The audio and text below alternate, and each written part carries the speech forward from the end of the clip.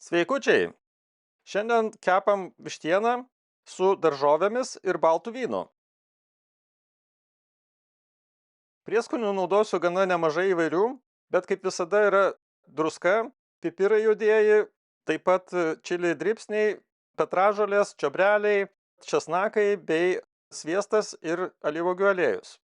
Taip pat dar skonio suteiks ir prieskoninės daržovės, tai yra porai, salierai, morkos, svagūnai, taip pat dar dėsiu worčesterio padažo, balto vyno ir pomidoriukų, taip pat bulvių.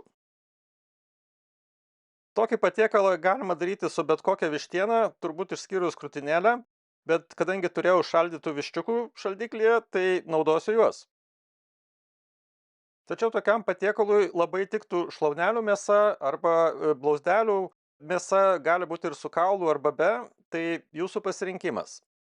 Vištieną truputį aptvarkau ir šiek tiek pasūdau, taip pat palieku pastovėti vėsioj vietoj, kad truputį pradžiūtų oda ir galbūt geriau iškeptų.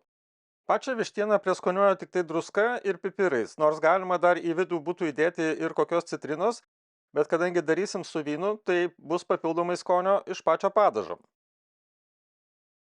Kuriu kepsninę ir leidžiu jai įkaisti iki kokių 160–170 laipsnių.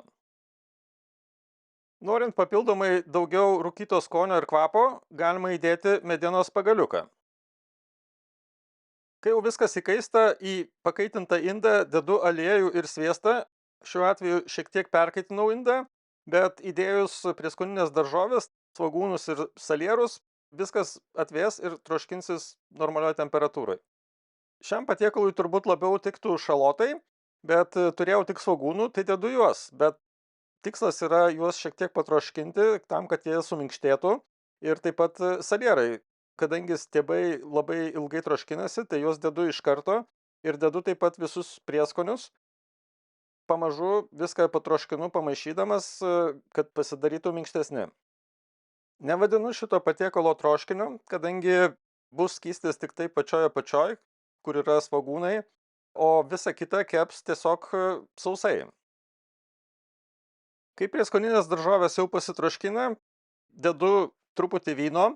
Ir vyną reikėtų pakaitinti kartu su tom daržovėm, kad viskas užvirtų ir išgaruotų alkoholis. Vynas šiuo atveju suteikia papildomai skonio ir aromato, tokio švelnaus, sakykime, rūgštumo dar papildomai, tai tikrai labai geras derinys. Jeigu nededat vyno, tai galima būtų dėti vietoj jo arba citrinų sulčių, arba laimo sulčių, priklausomai nuo to, koks jums skonis labiau patinka. O beje, ir prieskonius galima naudoti visiškai kitokius, tai labai tiktų tokiam patiekalui itališkų žolelių mišinys, tai galima naudoti tuos, kurie jums patinka. Viską sudėjus reikėtų paragauti, ar netrūksta druskos ar kokiu nors kitokiu prieskoniu, ir būtinai turi išgaruoti alkoholis. Toliau dedu vištieną, taip pat morkas, bulves, ir viską kepsim vienodai temperatūroje apie 170 laipsnių.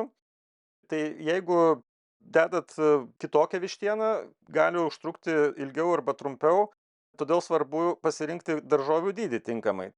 Tai kadangi šitie viščiukai yra pakankamai maži ir jie keps apie 40 minučių, 45 minutės, tai morkas ir bulves pjaustau pakankamai smulkiai. Jeigu turit didesnės bulves, galima jas arba susmulkinti smulkiau, arba tiesiog jas prieš dedant apvirti. Tai irgi išbandytas būdas ir nuo to skonis nei kiek nenukenčia.